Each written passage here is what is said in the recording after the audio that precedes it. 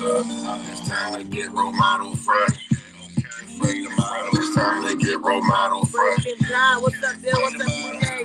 What's up, Queenie? What's up, y'all? It's time to get role model fresh. Get fresh. You know the vibe. Push it on that beat. Positivity. Pull up on that scene. I just wanna live my dream. Gotta make this dream. Smoking on some green. Bottle gang big team. Big homies on the street shit. You not can see this with a little bit. Despite all the hate, never giving up. Who's not a role model who's showing us? Who's not a role model who acting out? Thanking you for the love we giving out. Big dams in the comments. Fuck what them haters be talking about. Dead homies to the real one. The haters don't like you, they still come. The kids so mad, we dropping the bags. Saying the thing on the real time. We doing it big, never less. We doing it big, never stress. We doing it big, we doing it big, we doing it big. We the model, we the model, we the model, we the model, we the model, we the model, we the model, we the model, we the model. Up in the place, we the model, we in the state, we the model, second and third, we the model, number one, we the model, we the model, we the model, we the model, we the model, we the model, we the model, we the model. We number one, no, we not running up, no, we not hot, we still getting bugged. Haters be lame, fucking they stuck. Real ones know what's up. Ladies and gentlemen, welcome. Thank you, Leanne, to exclusive interview, guys. For those of you who are brand new to exclusive interview, let me tell you what it's all about. Exclusive interview is a mini autobiography of some of your favorite streamers and viewers, okay, life, okay? So this is where we dive into their past, their present, as well as their future. Okay, and we try to learn a little bit more about where they came from.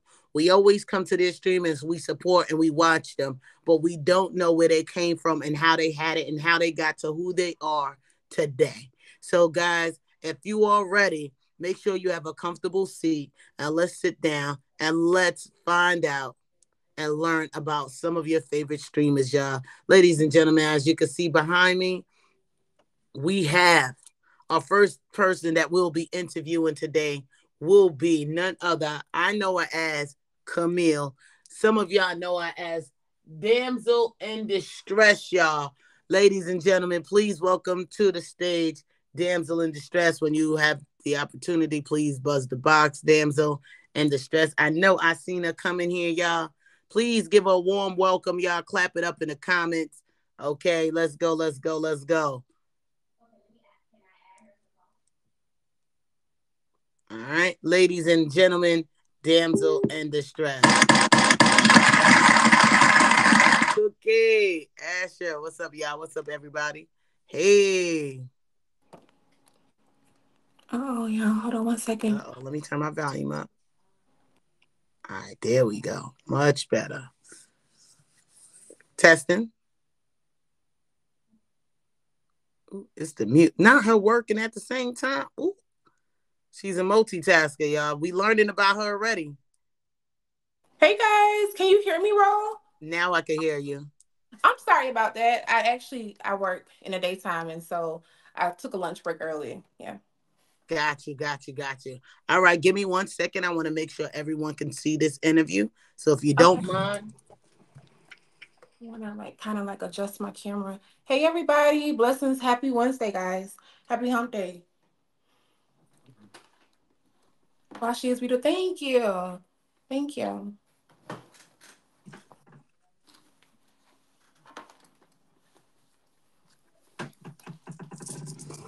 Y'all was looking at my fatty? Look good, right, Anonymous? I seen you looking. I seen you. Call me big boy. Oh, All right, let's go. So I definitely want to thank you. Can I call you Kamille? Is that all right? yes, you can. You can All call right, me. cool. I definitely want to thank you for taking the opportunity and some time to be on the show so that way we can learn more about you, especially your audience and stuff like that, whether it's your haters or not. You know what I'm saying? People need to know where you came from. We real people at the end of the day, you know? Yeah. So tell me what got you on the app. How did you start on this app? Yeah, for sure. So I joined the app originally, and I hear this like so much, but so I joined the app because I was leaving Georgia and I had moved to Florida. And so I had moved to that region, and for me, it was like, I'm new here, I want to meet new people. And so that's why I got on the app. And then, like, one day, I don't know how I ended up getting on the live section, but like I just went live and people were joining, and I didn't think it was real at first, but like I found out. So you was all right. So what was it? And I'm sorry if I didn't catch that. What was it that made you download it though? Yeah, like dating, friends. Yeah. You wanted to date. Were you Yeah. looking? So what position were you in at that moment when you hit that when you hit the download button? And what app did you download first? I downloaded the POF platform. And Gotcha. so, yeah, I definitely downloaded it to date and then also meet friends. Got you. So were you at a stage where you just got out of a relationship, or was it you've been single for a while? I want to know pretty much what I'm asking is what Yeah. was your state of mind? Yeah. Okay, when So, you said, oh, mhm, I need someone, like what was it? mhm. Yeah. So at that point, I did. I had just ended a relationship, prior. And so, like, after being in Jacksonville, I don't know, maybe like a month or two, I wanted to meet new people and date. Yeah. Got you. So you're from Jacksonville, Florida. Yeah. Well, no, no, no, no, no, no. I'm from Georgia. You I'm from from Georgia. Georgia, and I moved from Georgia to Florida, but I moved to Jacksonville, and then I left Jacksonville, and I went to Fernandina. Got you, got you, got you. And so where were you? Where what and do you remember where you was at when you downloaded the button? I mean when you hit that download button? Home. Home, Yeah. on your Mhm. bed, kitchen, making a taco. We want the Yeah, detail. probably, probably just in the living room. Like I am a living room girl. Like I love, just chilling and relaxing in the comfort of your own home. Got you. So you was in the living room and you was thinking about meeting new people and stuff. And out of Hmm. all the apps, because there's so many dating apps, right? Hmm. Why POS? I would say because POF is typically like it's branded as a dating platform. And so you have Tinder, right? Like you have Tinder, you have oh my gosh, Hinge, something like that. You have other Mhm. Bumble, but like this one is primarily branded. I like the way it was branded. And so back then POF was more the popular ones for sure. Got you. And Mhm. when you say back then, how long ago was this? 20 I joined in I had to join in 2022, but even prior to me joining and going live, I had downloaded it prior, like maybe when I was, oh my gosh, in my early 20s, I would say. I always knew about this wasn't my first time like discovering the app, like the live section, but I had used it for dating, prior. Got you. Did you Yeah. ever meet anyone off of here? Oh yeah, even like when I was dating, absolutely. Yeah. Okay. And what happened with those people that you met when you before it was on the The live live portion? side. What happened with those people that you were meeting? What kind of people were you meeting? Um when I met, like when I was in my early 20s and I met someone, it was just like people that were already local. I never like met people like, out of state or anything. Like back, like before the live started, you could put in your address or your city and state, and it would match you to people that's nearby. So Hmm. I don't recall like meeting people from afar, but it was definitely Right. local people.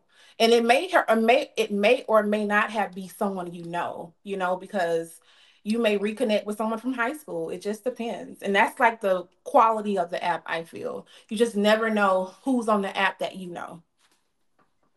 Got you. Can you share a story with us about the first time, like you met someone off the app and what happened? Yeah, sure. So the first time I met someone on the app, it was so like I say, it was definitely local, a local Hmm. person, and we went out on a date, and it was a good experience. So when you seen them, was they exactly how you expected them to be? Did they? Yeah. hmm Yeah. It was, because some people they post photos and they post their bio, but you're not really going to know a person until you meet them and, spend time with them and get to know them and you're courting, you're vetting. Got you. So you said it was a good experience, but what happened? Why didn't you hook up with that person and the relationship go a little further? Well, I mean, sometimes you can, here's the thing. At that time, like I've always been like interested, in older guys. And I think he was around my age and it's just all about compatibility. Yeah. Got you. Did you feel like he wasn't compatible with you? Mm-hmm. Yeah, But he absolutely. was 'Cause, like, okay. yeah. So he I mean, was cool, but not cool enough for you to date him. right. I mean, like if you don't see a future with someone, you're not going to just waste time. You're not going to play with them and play games and things like that. Got you, got you. Okay. So let's take it back, Camille. Let's take it back as far as you can remember. Tell us, where was you born, raised, how many siblings, who was in the home with you growing up? Okay, so I Assemblage. I am 27, guys. I'll be 28 in July. I am the middle child of four brothers. And so, you know, we for me, we have always been like kind of, separated because I grew up in foster system. And so we didn't reconnect. Like I didn't reconnect with my brothers until we were around 8 or 9. And so, um, just the navigating that, within itself is, it's a lot. And so, reconnecting with them and gaining that bond. And now all of us have a great bond, but, Right. growing up, it was kind of, like separated. Okay. So you said you grew up in the foster system. Hmm. So when you was born, were you immediately taken? No, no. Okay. So Mhm. how did that happen? So what you was born where? In Atlanta? No, I was born in Albany. And Okay. so, yeah. Hmm. So you was born in Albany. Was it Hmm. your mom and Georgia. dad, were they together? My mom and dad was together. Hmm. Yeah. Okay. So My when one you of my me and I'm sorry. Were you asking me a question, Ro? I didn't want to cut you off. yeah, I'm just trying to understand. So all right, so let me explain. I want you to tell the story. I want you to paint the picture. Yeah. Okay? So when I ask you to tell me about your life, or tell me like where you was born and stuff, I want you to share the details as well. Okay. Okay? So I know you mentioned that you were in the foster system, but before Yeah. then you were with your mom and dad. Were you Yeah. the oldest child, youngest child? How many brothers and sisters do you have? Yeah. So I have four. I'm the middle. I'm the middle child. And Okay. so, I was very young when this happened. You understand? So like I didn't and it ended at 8. And so me being young, I'm thinking it was around about 2 or 3, if I'm not mistaken, because something happened to one of my other brothers, which forced them to come in. And so Got you. after that happened, because my brother ended up having a stroke and, just having some issues that, because my mother, she had a Your drug brother addiction. did Yeah. Hmm. as a kid? Yeah, he had a stroke. My brother is, oh my gosh, I want to say he's older than I. He's 31 or 32. And so at that time, he swallowed a drug, and he ended up going to the hospital, and that's how that happened. Got you. Mhm. Got you. So was that why you guys were taken away from your home? Right, right. Hmm. Yep. Got you. Makes sense. But So here's the and thing, you like would that's say happening. I'm sorry, go ahead. you was about 2, 3, you said, at that time when it happened? Yeah, I would say 2 or 3. Yeah. Got you. What Mhm. toll did this take on your family at that age? Like, I know you was too young to remember, but I know when you think back or when they share stories, did they tell you like what toll it took on them? Yeah, yeah, yes. Looking back at it as an adult, I feel that it was just dysfunctional. Like I did not like have a privileged life. I didn't have that type of life. I grew up in poverty. And so the thing is, when you grew up in poverty, you experience something what they call adverse childhood experiences. The CDC did a study back in 2020, and basically it's just like different opposition and adversities that you endure as a child. It shapes the family. It shapes the family in a way that's not, positive. And some people fall victim to that. Mm-hmm. Mhm. Absolutely right. So And now, so, mhm. go ahead. No, I was just saying, not only just falling victim, but, it's just not, if you allow your circumstances to shape your future and shape who you are as a person, it could be bad. Hmm. And so, like, like, to answer your question, growing up in that type of environment and not having a close relationship with my brothers, or my family, is you always feel like the oddball. You always feel like, well, this, because I remember being in like middle school and high school, and I would have like friends. Like, I have a friend now that's I've been friends with since we were in middle school, and you would see them with their family. You would see what love is. You would see what, being loved correctly, spiritual growth, just so many different ways that, people experience life, people experience family. And it's just like when you don't have that, it makes you wonder why. And it makes you wonder, how can you rebuild? Right, Yeah. right. So let me ask you this. So when you were taken from your Mhm. home, when you were removed from your home, did they separate you and your four brothers? Yeah, we were separated. Yep. So you Mhm. haven't seen them. What was your parents doing during that time? Yeah, okay. So my mom, she had a drug addiction. And so she struggled for a very long time with drugs and crack cocaine. And so I was born in 96. So, Mm-hmm. I'm pretty sure, 60s, 70s, everyone has been impacted by that drug epidemic in some type of way. Right, And so, my mom is a great person, a beautiful person, and I love her, but I also feel like it just didn't start with my mom. It started with like my family in a whole, like something happened to why she was the way she was and why she raised us the way that she did. right, right, right. Hmm. So, and that had to be really, really tough. So let me ask you this. Now, I know you say that your mom was, dealt with addiction to Hmm. crack cocaine and stuff. What about your dad? What position was he in? My dad, he wasn't really around. He wasn't around. I didn't reconnect with my father until, oh my gosh, 24, 24, 23. And like But even you're now, referring to your age. You was 24, 20, yeah, I did 23, when I was, 24. yeah. Mm-hmm. Wow. Okay. Yep. So at any point, I guess what I'm trying to figure out, at any point, did your mom try to fight to get you back? No. Well, that was it. Mm-mm. I mean, even now, my mom still struggles with addiction. I haven't seen my mom in 3 years.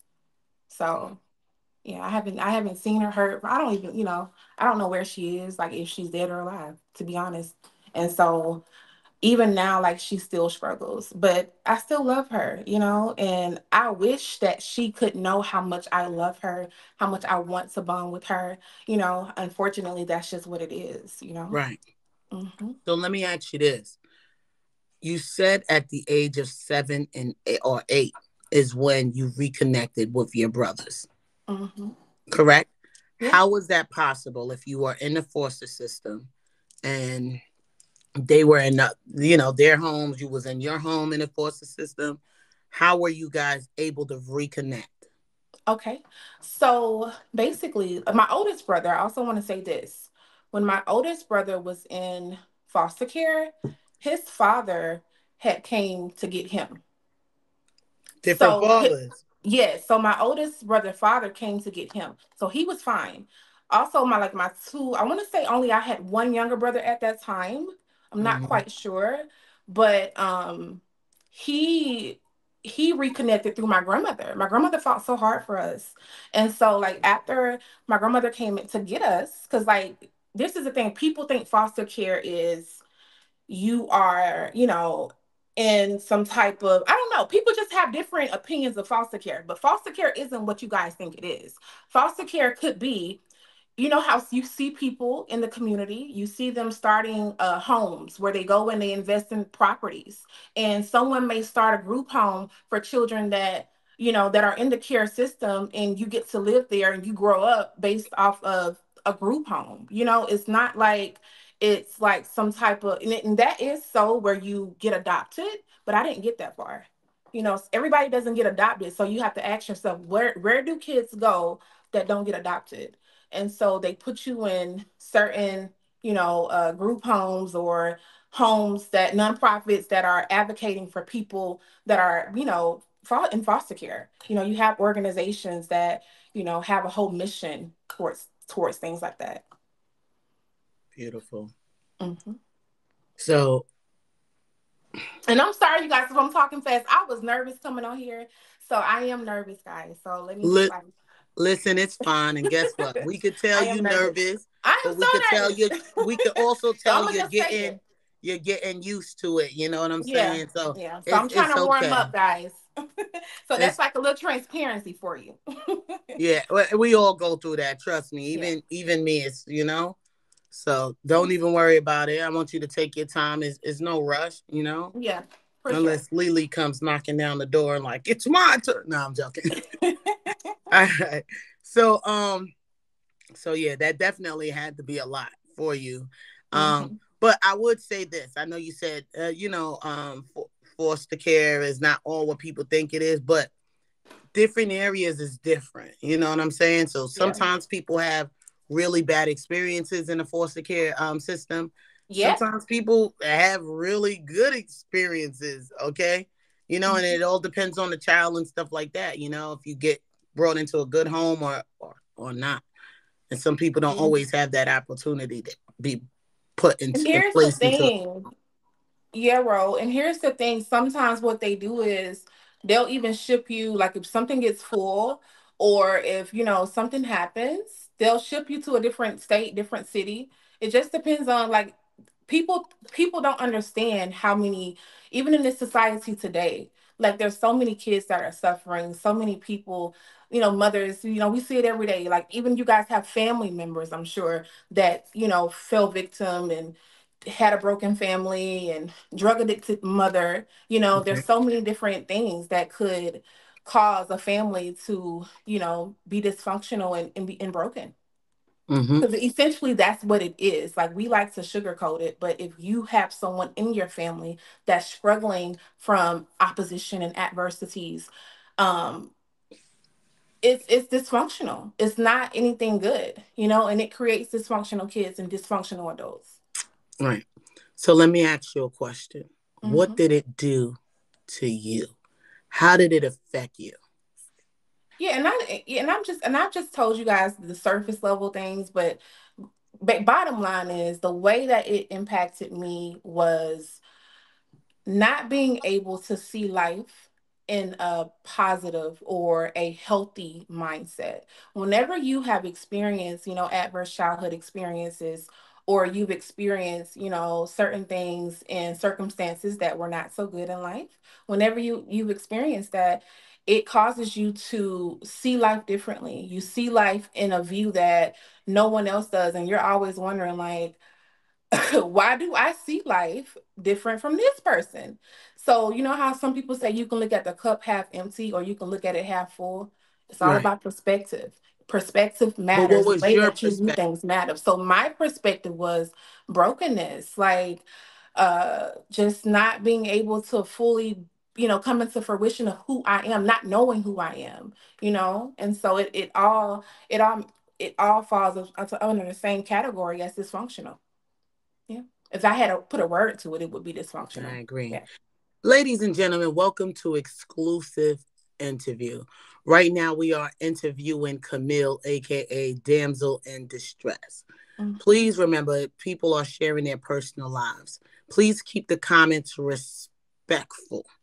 Okay? If you cannot manage to do that, please see your way out of my damn room. Okay? I don't want anyone disrespecting my guests who are on the show. Thank you very much. Yeah. All right. So let's continue. Let's continue. Thank you for your patience. So now I get that. I want to know you personally. Hmm. What was some of the struggles that you had? Go and in the living in, like, I guess it was also almost a group home kind of thing for you. What was some of your personal struggles? Yeah, like just facing, homelessness. I mean, and that At and what age? around that time, like when I was around about maybe 16. Yeah, Okay. maybe about 16 or 17. Yeah, facing things like that. Like you said, like I said, not just being able to um distinguish or navigate life. I mean, you fall victim to going out, smoking weed, alcohol, sex. I had my first son at 18. And so I got pregnant when I was 17. I had him at 18. And so, teen mom. And so these are some of the things that I struggle with. Yeah. Would you say that because of no actual real guidance, Yeah. that it kind of made you fast? It kind of made you just fall for Yeah. anything? Yeah, absolutely. I was talking to someone, I forgot who I was talking to the other day. And I was talking about influences. You have to just be careful of influences in your life. People that are in your life that influence you. So at that time, I around the time I got pregnant, right? I was around my cousins, my older cousins. And so they were hot. And she had already had like two kids. And so I just remember her, like me just being a younger woman, probably 16 or 17, just talking to her, about this guy, and he was visiting me, and she was like, well, if you're gonna talk to him, you need to be getting money from him, and da da da da, and this and that. And so just imagine growing up around that type of influence. What you say or what you do around people matters. And what they were saying and doing around me, it influenced me. And so I ended up pregnant. I ended up just facing certain circumstances that were not so good. Got you. What is your relationship right now with that cousin? Her and I, we don't speak. We don't speak any longer. Got you. We don't speak. So We're let's Facebook friends, but we don't. Yeah. got you. So let's take it back a little bit now, because we learned about a little bit of your challenges in your life, like being in the foster system, not being around your mom, your dad not being there, your mom, being, you know, um, addicted to crack cocaine, so she wasn't really Hmm. fighting to see you or get you out of the system. Eventually, did someone get you out of the system? Yeah, that's what I was saying. My grandmother ended up getting guardianship. At that time, I'm thinking it's called guardianship, Yep, custodian parent you're right. over us, over me and my brothers. At that time, she didn't have my oldest brother. My oldest brother, he was out, his dad was His military. dad took him. And so he was primarily with his dad. And so, yeah, Got you. How long would you say you were in the system before grandma came and swooped y'all up? I would say like 5 years. Yeah, 5 5 years in years. the system? Hmm. Hmm. Yep, So let me 5 years. ask you, because in order for it to be 5 years, so as I know, as part of the system, okay, their plan is to reconnect you with your family for like the first 2 years. That's always their mission. Hmm. Why was it 5 years? Why did it take so long? Was she not trying to take you guys in the beginning, or? Right. Filet. So in the beginning, like my grandmother didn't know. They didn't know. They didn't even know about it. My grandmother was she had remarried. So my grandfather, they had a divorce and she remarried some with a guy and she wasn't even like around. And so, she didn't find out and and then when she did find out, he didn't want us and it was just a lot that she was going through, in her personal life that hindered that. Right. Yeah. Right. But I remember like when I was like living in one of the care homes, I had someone that wanted to adopt me, that was actually working there, and she was ready to like really risk her employment and everything, but they didn't let her do it. hmm How did that make you feel? I mean, of course, you face rejection. You face just different emotions, different feelings. I Yeah. was going to ask you, was that your initial feeling, though, to know that somebody wants you and they were willing to risk it all for you? Oh yeah. How did Oh that yeah. make you Absolutely. feel, though? It made me feel love, like, cause I was spending a lot of time where she would get my hair done, like she would, about hygiene, so many things that, if you grew up in poverty, a lot of women don't learn about hygiene, how to maintain yourself, how to clean yourself, how to, keep a clean home, just different things. And so she taught me some of those things. She poured into me. And so, ultimately she wasn't able to because she they would have like that's like a conflict. Like you can't do that. There's some type of terms in their employment that prevents them from doing that, and she wasn't able to. Want to know a person who did that? Oh. Joe Bess. Mm. She was able to adopt a child that she grew up to. Wow, Yeah. I never knew Yeah. that, but But that's that, amazing. hmm but that's to me as a kid. Like if I was a kid, I would feel like, you know what I'm saying? Because I know we face a lot of rejections and stuff like that, but that would make me feel good that to know that somebody was willing to just risk it. It would kind of Absolutely. put a little. If I was insecure, it would kind of make me a little bit more secure, you know. So thank you for Yeah, sharing that too. absolutely. So Yeah, for let me sure. ask you this, okay? hmm So being in the system, of course, now you had to go to school, right? hmm What what was the dynamics of you in school? What kind of child were you? I was actually nerdy. I didn't, elementary school, middle school, I didn't start like being like a wild child into high school. And so I was always into math, always into writing. Like people don't know, like my hobbies are, I don't watch TV. You'll never hear me talking about TV. You'll never hear me talking about, oh girl, a sitcom or show. I'm a writer. And so a lot of people don't know, like growing up in foster care, you can't talk to people. It's based off survival. So somehow you have to like journal your thoughts. You have to be able to just be able to talk.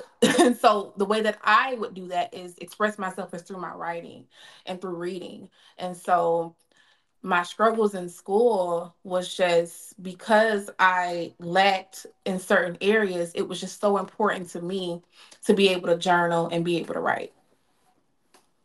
That was my gateway. Yeah. Nice. What are some of the things that you would write about like like right now. Oh, back then. back then? Um, I would talk about my day. Like it for me, like when you journal, you talk about how you feel. You talk about, well, this happened. It's almost like, record keeping. And so just keeping records and talking about my day, talking about my mom and not who I am now, I realize a lot of it was prayers. Like a lot of it was me speaking. I didn't know back then, of course, but yeah. Got you, got you, got you. Mhm. Okay, so what about friends in school? Were you the type of person to make friends? Did you have friends? Was you popular? I know you said you was like a nerd, but how did the other fellow students your age treat you? And what would you say was the difference between you and them? Yeah, I didn't get popular into high school. So like middle school, elementary school, I didn't nobody knew me. Like I'm just a girl that's sitting in the front, you know, not like I wasn't a bad kid. And so even though I had been through all of that, it didn't hit me until I was older. And you have to think about it also. Almost every term, I probably was starting a new school because at one point I had moved to Athens, Georgia. I went to Greensboro to that facility. It was just different things, you know? So you moved around a lot. So Yeah. pretty much every year you was the new kid on the block again, Yep. and you had to Hmm. get friends. Did you have any friends from your school that you was solid with, that you clicked with, that kind of followed you, or? To this day, like I have a best friend. Her name is Ashley. And when I originally, like in elementary school in Albany, Ashley and I connected. Like she's seen my whole story. Like she knows me. Like she knows my mom. She knows like everything about me and like what I struggled and what I went through. And so having like talking to her now and you know us still connecting, us still having a good friendship. So I had one good friend that's still around now. And so she actually saw so much. And you know even back then she had lost her mom and her sister was raising her. And so yeah, I had one good friend. Got you. So let's get into middle school. Okay. Okay. You're Hmm. in middle school. What was the difference? What dramatic changes did you go through from being in elementary school to now you're in middle school? Still in the foster system, I'm assuming, correct? Hmm. Yeah, Okay. because hmm Because your I grandmother want didn't to yet say get you. this. I want to say this too because I didn't mention this. So middle school, like as I started growing, you know, just a different side of me came out. And so like I started misbehaving late middle school, like seventh, eighth grade, and like running away from home with my grandmother, just so many different things. And so at one point I had went into like a child runaway. I had did a whole lot of shit, y'all. And so even back then it was still a constant, you know, struggle. And yeah.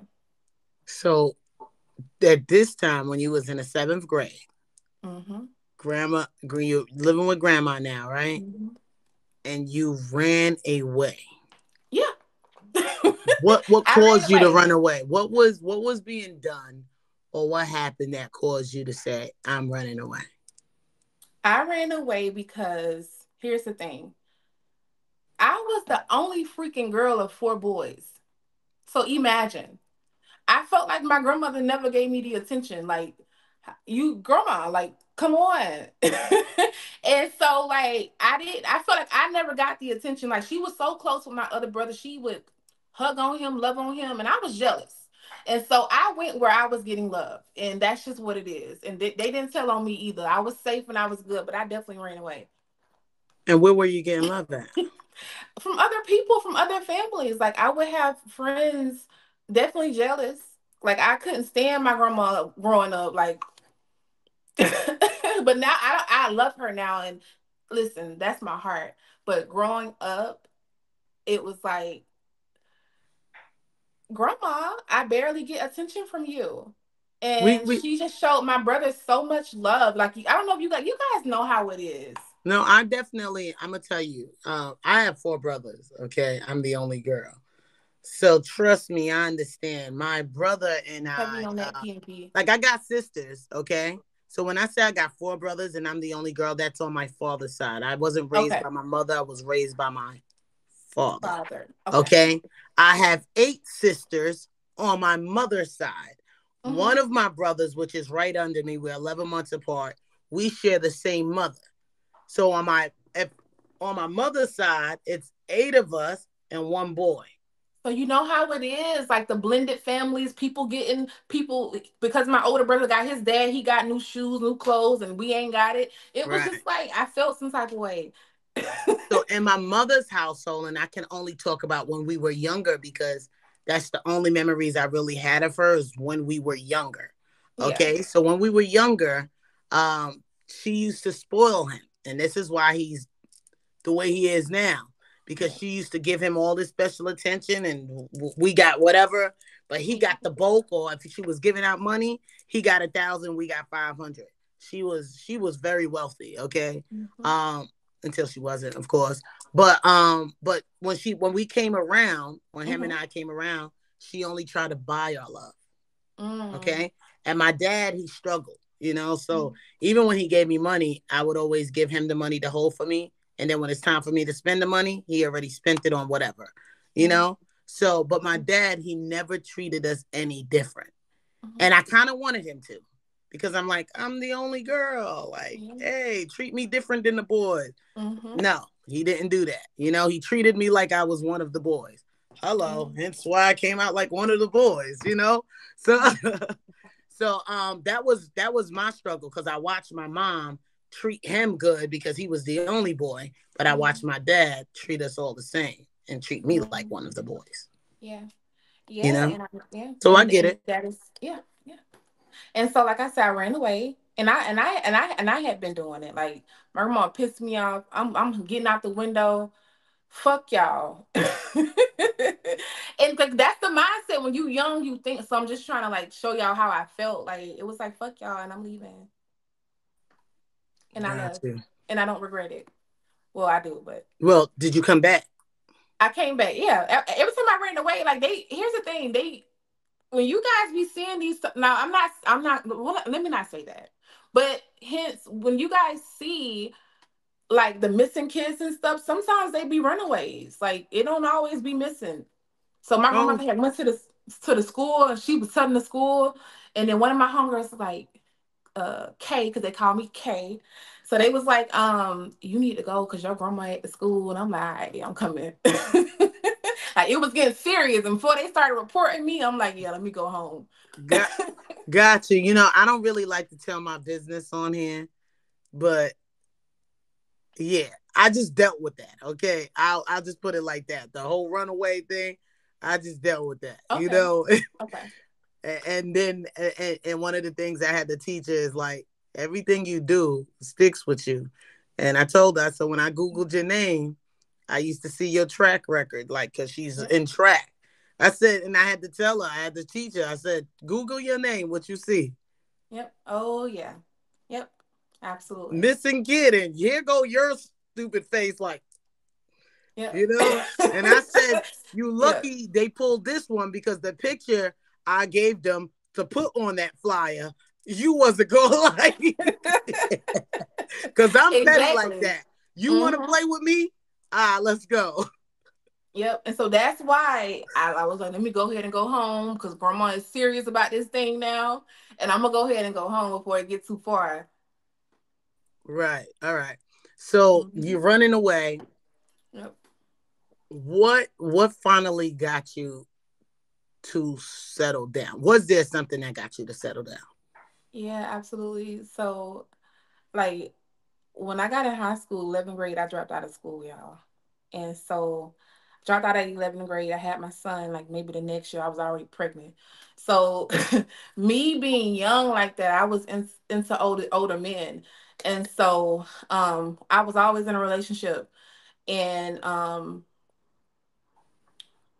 ask me that question one more time. I was getting ready to go somewhere with it, but I want to make What sure I got stay you in to settle alignment. down? What got you to Okay, what got me settle to settle down? down? So yes, I feel like us as people, we realize things too late. And so growing up, I just because like my grandmother is around, we think they always gonna be around. So my grandmother passed away like when I was young. And so it was too late. Like I when I became aware, okay? Because it's one thing to walk around aware, and it's another thing to walk around unaware. And so when I became aware of my adverse childhood experiences, when I became aware of poverty and just different mindsets that you adapt to, right? When I became aware of that, it was too late. Like my family was passing away, my auntie had passed, and it put a drive in me like never before. And so that's what got me to settle down. And when I did settle down, it was tunnel vision. Like I had never started to want to better myself ever, like when that started, when I became aware. and it was up from there. Got you, got you, got Hmm. you. So let's we're gonna take it back a little bit more because Okay. one of the things you brought up, um, you know, being with older men. What Yeah. was the earliest age where you became intimate with, An older where guy. you broke your virginity, I guess. How would that? I oh wow. I I'm not gonna say what age, but I will say that I remember being like my child's father is freaking 46. So, he's older than I. Yeah. He's 46 and you're what age right now? 27. Wow. Hmm. But you said you also stated you had your first child. You were 17 Hmm. when you had your first child. And then, well, when you were conceived, and then, at Yeah, 18. yeah, Okay. 18 I had my baby. Yeah. Okay. Hmm. You still have a relationship with him? Yeah, we're the best of friends. Him and his wife, we're all cool. Yeah. But here's the thing, y'all. I want to say this because and I wasn't going to say this, but I feel it so in my spirit. What shaped my perspective in that was because when I was younger, I had got sexually assaulted, okay, by an older man. And so I when I that happened to me, I was never into people my age. I always grew up like very promiscuous. I was just always the woman, the little girl with boobs, like I had hips, like I never felt young. You get what I'm saying? And so like when that happened to me, I was never attracted to a freaking young guy. I always like older men. But it was an older man who sexually assaulted you. Correct. And I don't it's I feel like I don't know, like, cause at that time I was young, like I was like 9 when that happened to me. So like when that happened, I didn't know that I was being like that was something wrong. Like when you are experiencing Oh my gosh. sexual assault and things like that, you don't know that's what it is. You don't know it's bad.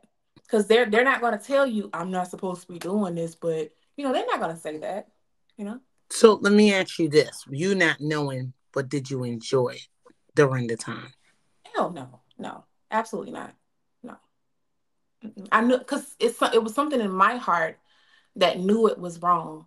Cause like he used to like, cause I had a babysitter, my mother's boyfriend, uh, grandmother, and so it was her husband that was doing it to me, and so Your mother's my mother's boyfriend? boyfriend, mom's boyfriend, yeah. So my Mother's boyfriend's mom's. mom's boyfriend, yeah. But the mom was babysitting me, yeah. Hmm. It's a lot to take in right now. So But this is the thing: we all know someone that has been sexually assaulted, that's been raped.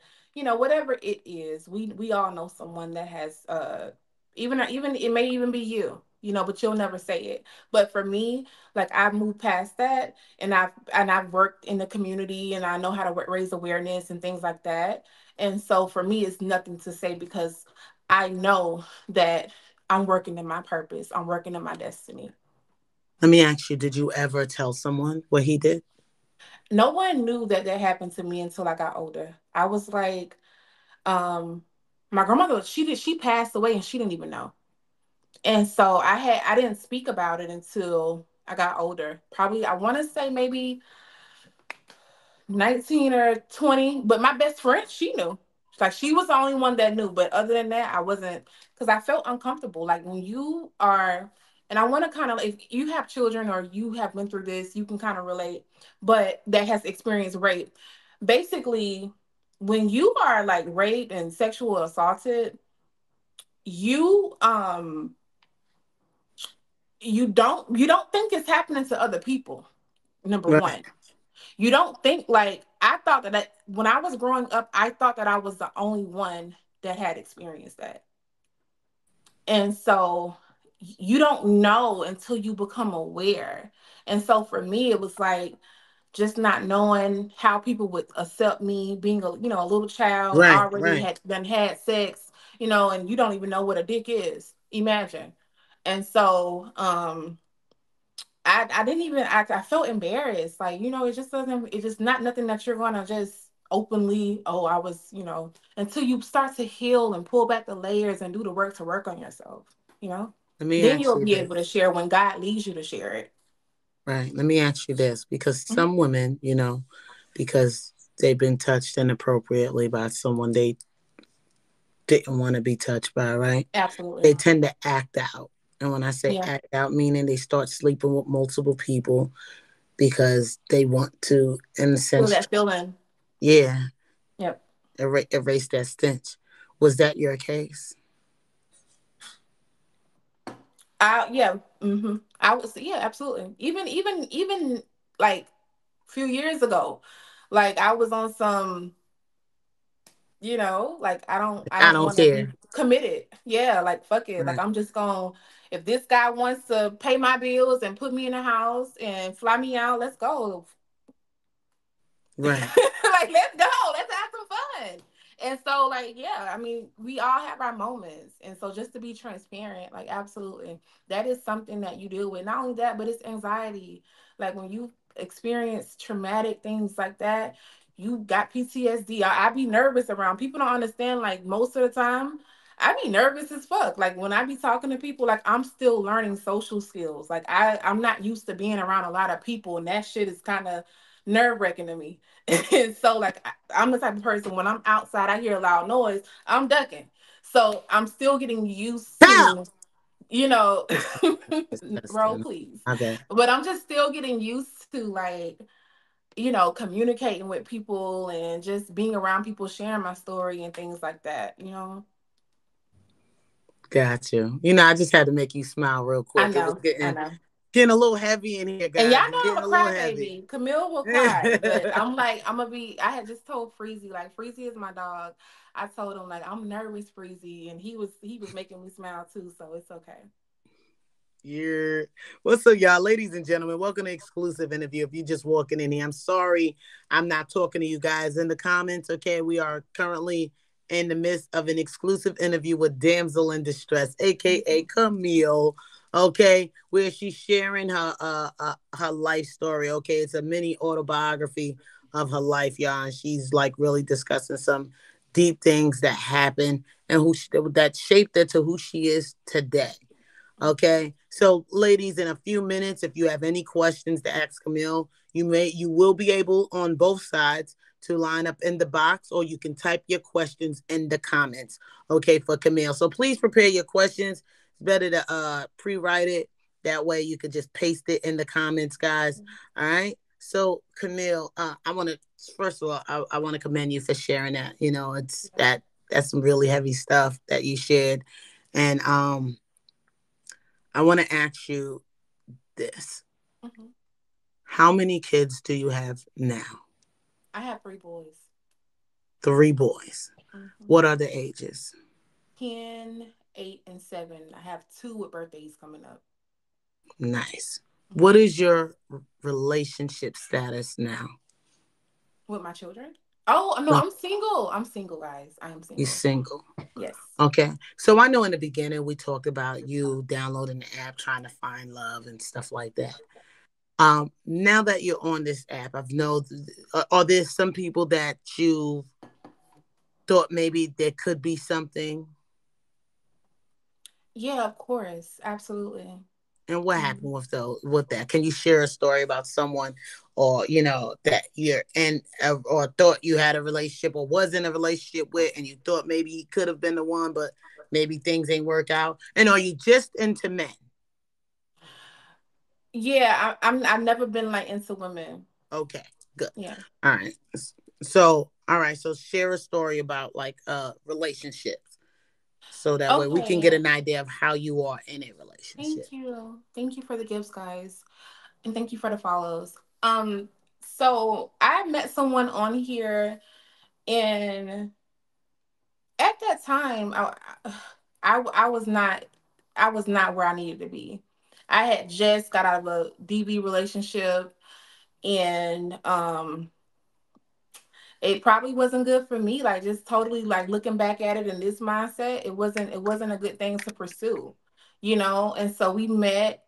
You just start notice, like, you can meet someone on here and they can put on a facade, whatever. But when you meet them in person, you start, you know, getting to know who they are, and just being around them. It's like, ugh, I really don't like this person's personality. Just not a good person. It's always drama. It's always just, something going on. And so for me, it's just about, it's about the compatibility. Like, you can pay my bills, you can have sex with me good, but if we're not compatible, if there's always like friction and opposition, it's not worth it. It's just not worth it. And so I'm just like, I'm just done with being with people for benefits, if that makes sense. Like, because I have my own benefits now, so it's a little different. So it's just like, I don't want to talk to you if we are not compatible, because it's just not making sense. So, what was it that happened that got you to noticing that you guys weren't compatible? What kind of Yeah, things just were happening? because I mean, when you deal with a person long enough, you know their track record, you know what they will do and what they won't do, what they will say and what they won't say. And so, with that being said, it just was the fact that it was drama. Like, on this app, you have to learn how to navigate it, especially being new to the live platform.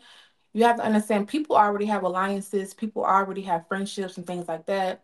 And so, being in the blogs and just dating people on this a person on this app, you just never know, like, what can happen. And unfortunately, in my case, it didn't work out, and that's okay. You can move forward, you can begin again, and that's what I'm doing.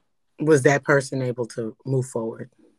Well, I don't know. I'm not checking for them. It's just me now. Just, I have a few people that are, interested. And if I decide to go out on a date with them, I will. And if I don't, I won't. And so I'm just moving forward. Yeah. Good. What are your how do you move forward? What is your definition of moving forward? My definition of moving forward is, one, realizing, because here's the thing, a person can be a bad person, but what does it say about you if you are entangled, if you keep going back to things? And so the first step is realizing who I am, and realizing my imperfections, the things, my incompatibilities, like incapabilities, like just realizing the things that are just imperfect in myself, and then correcting that and just pivoting from there. And I think that's the most important part, being able to move forward gracefully. Like, I don't want to speak bad on you, we don't have to have beef. You see me in a live, what's up, bro? And just keep it moving. Like, I don't want to have friction, I don't want to make it seem weird, because like it can get a little weird, and I don't want that. It's just not a good feeling. Like, I don't want to come to this app that I use for, to create a space of transparency so that others can be transparent, others can know that it's okay to be you. And so I don't want, because I had this relationship with someone and it did not work out, I don't want that to stop people from, seeing me in a different way. Got you. So, my next question to you is, what shaped you to the woman you are today? Okay. And so what shaped me was, my surroundings. Even like when I dropped out of high school, I went back and got my high school diploma at 20. Okay. Period. Period. I went back and got my high school diploma. So did I. After I got my high school diploma, I had got a full scholarship to Emory University, and I was one of the first Black African Americans within the Southwest Georgia region to get a full scholarship to participate in their Healthy Homes, Healthy Family study. And so I was facilitating that. I was the director over that for over 15 counties in Southwest Georgia. And so, my resilience started to show when I was able to have people in my life that really cared about me. They cared about my well-being. They cared about like my mental health, and I wasn't used to it because I rejected them, and I made a lot of mistakes in that position. Some that I wish I could go back to reconcile. And so just because I started to build myself, I still had to face new demons. Like now that I got money, I gotta learn how to manage it. Nobody talks about that, the in between. And so I started getting money. I started elevating, and I failed. I had got so many opportunities. That full scholarship, I didn't even finish it. And so now I'm having to rework myself now at 27. I'm in college. Summer semester is starting this month. I'm also in real estate school, and so Period. there's just a lot. And from those failed experiences, I was able to fall forward. And so that's where it's all about, just learning from those experiences and then reshaping your future. And for me, by any means necessary, my children will never experience what I experienced, and they have lived a very great life. It hasn't always been good, but all of the good outweighs the bad, and I'm trying my best, and I'm doing a damn good job at it, because not many people can say that they experienced, poverty and made it out. Not everyone don't make it out. And to make it out and to be able to go where I want to go, use my credit where I want to use my credit, and be able to be resilient, everyone don't do that. And that's where I was able to change my story. Beautiful, beautiful. I have another question for you. For And sure. then we're going to go right into the questions from the audience. Okay. Unless Donna Cooks have some questions herself, but I don't think so. Okay. She would have came off mute. Um, my question to you is, okay, let me try to remember it, guys. What was your, okay. So can you tell us about a moment where everything you just felt wasn't right? Your lowest moment. Um, What was your lowest moment? my lowest moment was, I feel like if I said it's gonna open up another can of worms. But okay, my lowest moment was when something happened to one of my children, and um that made me see life completely different. And so when that happened to my child, I started to look at life different.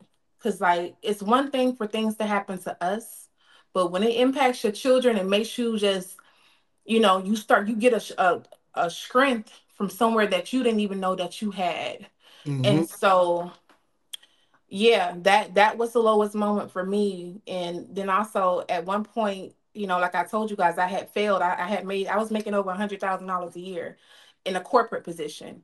And Mm. so I lost it all. Like I was homeless with 3 kids. And so, that was a low moment. And around that time was when the bad thing happened to my son. And so it was like bad after the next. And so for me, it was like, what are you going to do to improve the lives of something that you birthed? And like that just made me just like beast mode, like let's go, let's do it. And it made me want, like I told you guys, I love to read. I was talking to this guy when I first got into real estate, and he told me, he said people can they don't know that they can become a millionaire because they never read. Everything that you need is in a book. And so when he told me that, I just started reading everything. I don't care. I was reading news articles. I was reading anything I can get my mind on, because you have to understand, when I dropped out in 11th grade, I missed out on a lot. Me not going into college right after high school, me not finishing my studies, I missed out on a lot. And so it was just so important for me to educate myself, like become educated. When you become educated, people can't take that away from you. They can't take your wisdom. They can't take your experiences. They can't take your knowledge. And so that is something that helped me, that no matter what happens in my life, I'm always going to pivot because of the things that I educated myself on, the things that I sat down and I took the time out to learn, to be able to grow. And so it doesn't matter where I'm at, I'm always going to win. And that's what it is for me because of the Period. education. So education is definitely essential. Got you. Got you. Donna Cooks, I believe you have a question. You can unmute. It'll be fine. Yeah. Yes, Queen Bee, You're from absolutely. distance from me.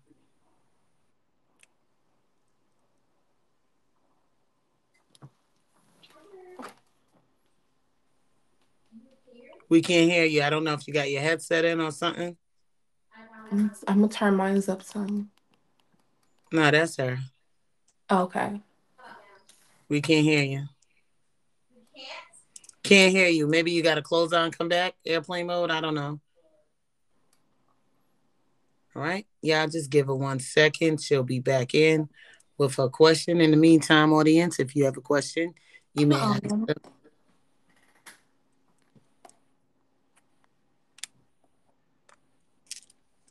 And Lily, if you are here, please prepare to get in the box. What about now? We can hear you. I can hear myself echoing on you. Okay, I got you. Hey, Camille. hey Donna, How you doing today? I'm doing good. How are you? I'm good. Thank you for asking. I want to say that I absolutely love listening to your story. There wasn't a moment that I lost like interest. I Yeah. want to say that.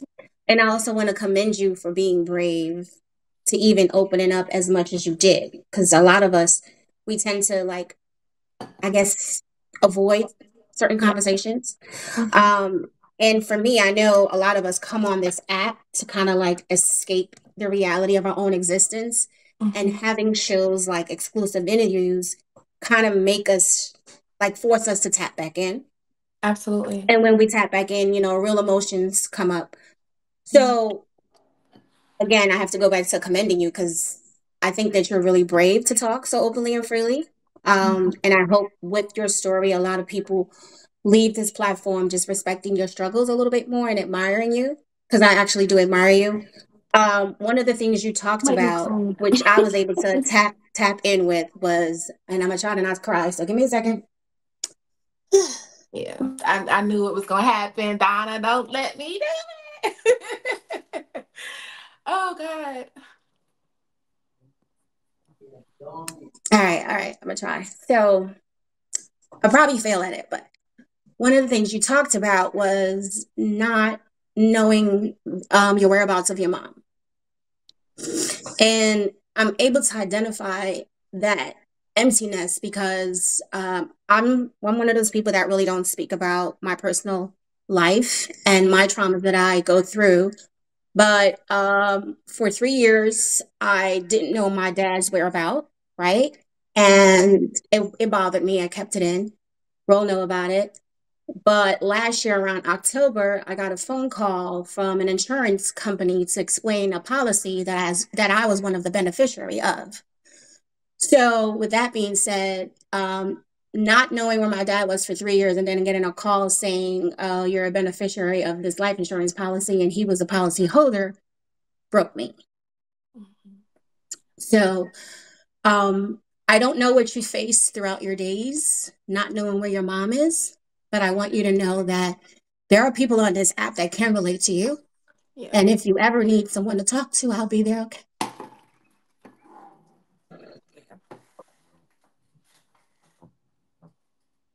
Thank you. I appreciate that. It means a lot, because it's a struggle, like growing up without guidance and um without that feminine energy that you can only get from a woman. And so fucking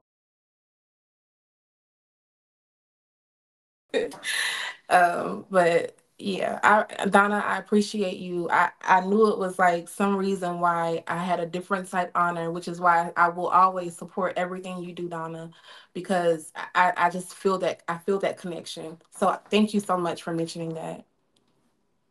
Yeah. But life happens. And here's the thing, we are not guaranteed. We are not guaranteed that you're going to be dealt a certain card in life.